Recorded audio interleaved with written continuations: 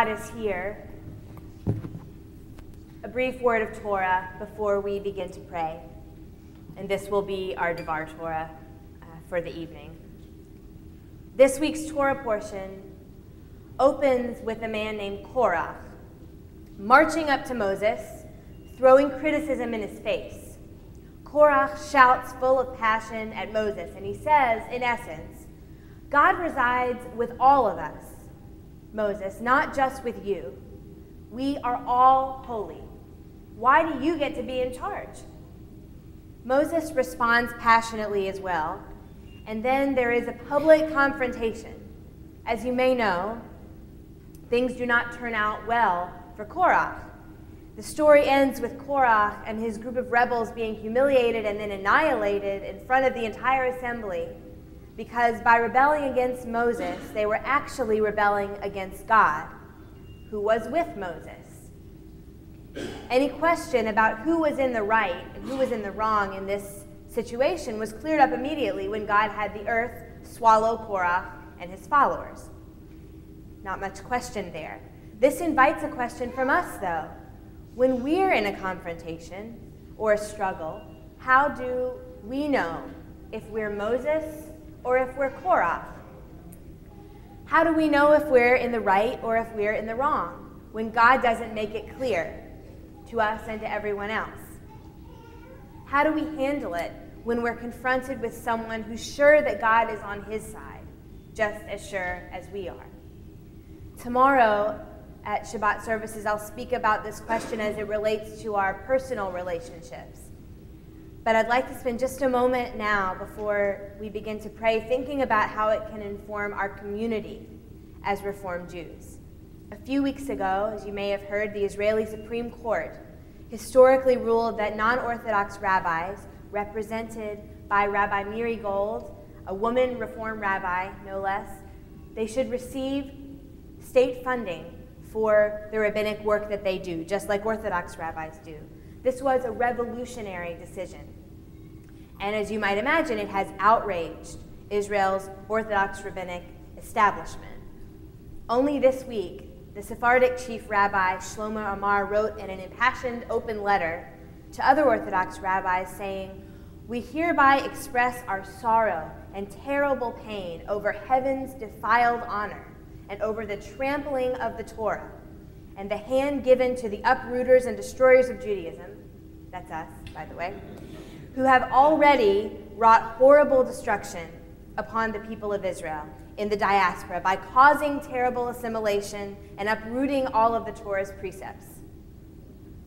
This language clearly indicates that Rabbi Amar and those he represents feel that God is on their side, that progressive Judaism is an affront to the survival of Israel and the Jewish people.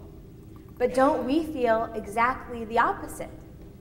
Don't we feel that God supports our approach to our Jewish lives? Don't we feel that it's actually religious extremism in any and every form that is an affront to the survival of the Jewish people and to humanity? So how do we resolve these kinds of conflicts?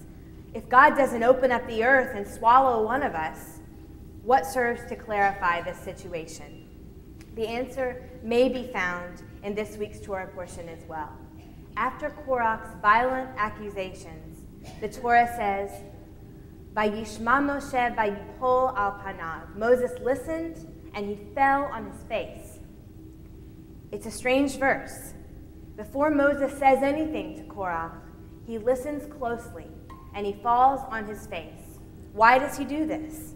Our commentators have made many different answers, but there is a general agreement that Moses is placing his face next to the ground, an act of humility, and he's taking time to reflect on Korach's words and on the situation.